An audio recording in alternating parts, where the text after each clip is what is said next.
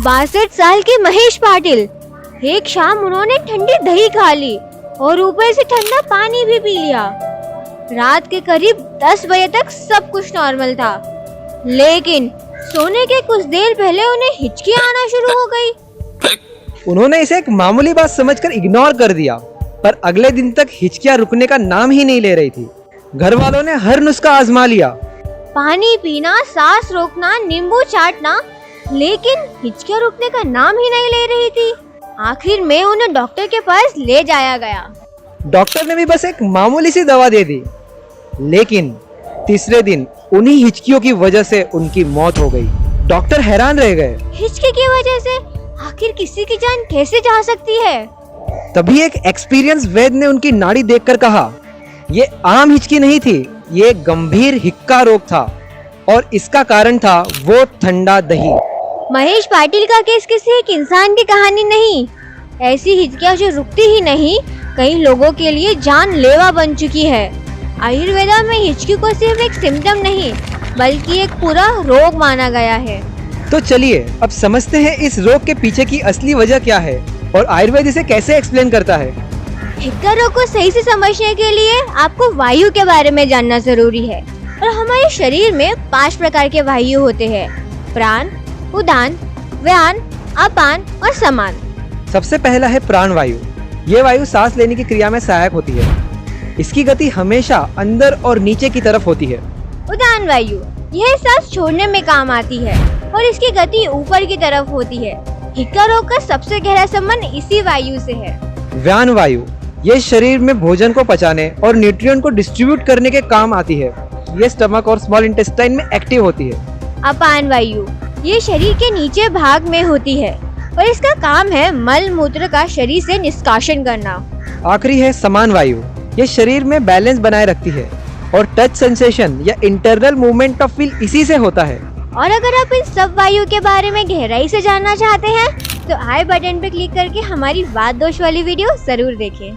जब अपान वायु, जो कि शरीर में निचले भाग में रहकर अपना काम करती है, किन्हीं कारणों की वजह से अपना रास्ता बदलकर ऊपर की तरफ गति करने लगती है, तो यह उदान वायु को असामान्य रूप से बदल देती है। नतीजा यह होता है कि उदान वायु एक झटके के साथ गले और नासिका मार्ग से बाहर निकलने लगती है और यही से हिचका प्रारंभ होता है।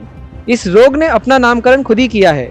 जब वायु गले से झटके के साथ बाहर निकलता है तो हिक हिक जैसी आवाज निकलती है और इसी आवाज के कारण इस रोग को हिक्का कहा गया है। और मैं पूरे यकीन के साथ कह सकती हूँ कि इस वीडियो को देख रहे लोगों में से शायद ही कोई होगा जिसे हिचकियों के पीछे का असली कारण पता हो। यहाँ तक कि एलोपैथिक सिस्टम भी कई बार इसे एडोपैथिक मानती है, यानी ऐसी कंडीशन जिसका कारण अब तक क्लियरली समझा नहीं गया है।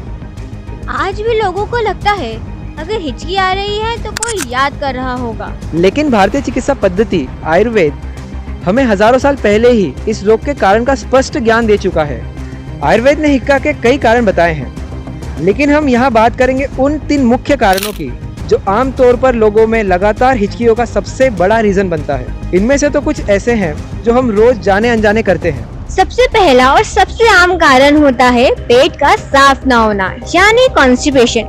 जब आपका पेट सही तरीके से साफ नहीं होता तो शरीर की अपान वायु जो नीचे की ओर बहनी चाहिए ऊपर की तरफ चलने लगती है और फिर जब ये उदान वायु से टकराती है तब हिचकियां आना शुरू हो जाती है।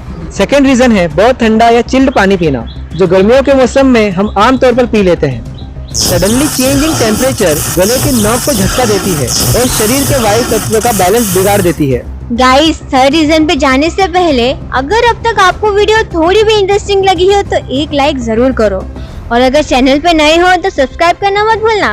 आपका छोटा सा सपोर्ट भी हमें आयुर्वेदा को दुनिया भर तक ले जाने में मदद करेगा। अक्सर हम जल्दी में दूध को बिना उबाले या ठीक से उबाले बिना ही पी लेते हैं, लेकिन आयुर्वेदा के मुताबिक ऐसा दूध पेट में अनडाइजेस्टेड टॉक्सिन बना सकता है जो अपान वायु को प्रभावित करता है और फिर वही वायु उल्टा चल के हिचकियों का कारण बन जाती है।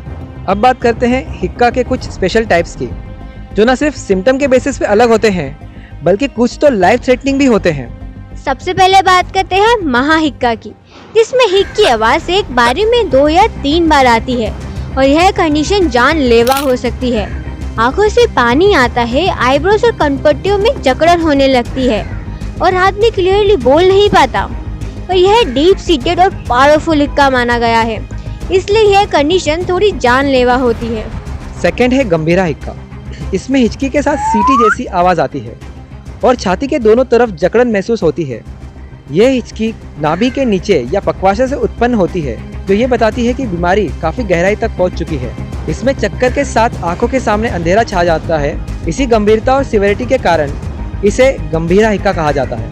व्यापता हिक्का, इसमें पेशेंट को उल्टी, दस्त, प्यास, उल्टा सीधा बोलना, जमाई और मुंह सूखना ऐसे सिम्टम्स होते हैं। इस हिक्का में आंखों में आंसू और कभी कभी बेहोशी भी आने लगती है। शुद्रा हिक्का, जो हिचकी हमें रोज़मर्रा की ज़िंदगी में कभी कभी आती हैं, जैसे हंसते वक्त, तेजी से पानी पीने पर या थोड़ा स्पाइसी खाना खाने के बाद, उन्हीं को आयुर्वेद ने शुद्रा हिक्का कहा है। ये आमतौर पर अपने आप ही ठीक हो जाती है। और आखिरी है अन्नजा हिक्का। यह हिक्का ज्यादा अल्कोहल पीने से, ज्यादा गुस्से में रहने से, ये साथे बोलने और भारी चीजें उठाने से आती है। और यह हिचकी पानी पीने से अपने आप ही चली जाती है। अगर आपको लगता है कि इंडिया का ये ज्ञान सिर्फ किताबों तक ही सीमित नहीं रहना चाहिए, तो इस वीडियो को ज़्यादा से ज़्यादा लोगों तक ज़रूर पहुंचाइए, क्योंकि आयुर्वेद सिर्फ ट्रीटमेंट नहीं है, ये हमारे भारत की विरासत है, जिसे समझना भी ज़रूरी है और समझाना भी। वीडियो पसंद आया हो तो एक लाइक करें, और अगर आप आयुर्वेद के ज्ञान को और बढ़ाना चाहते हैं तो हमारा ये वाला वीडियो ज़रूर देखें।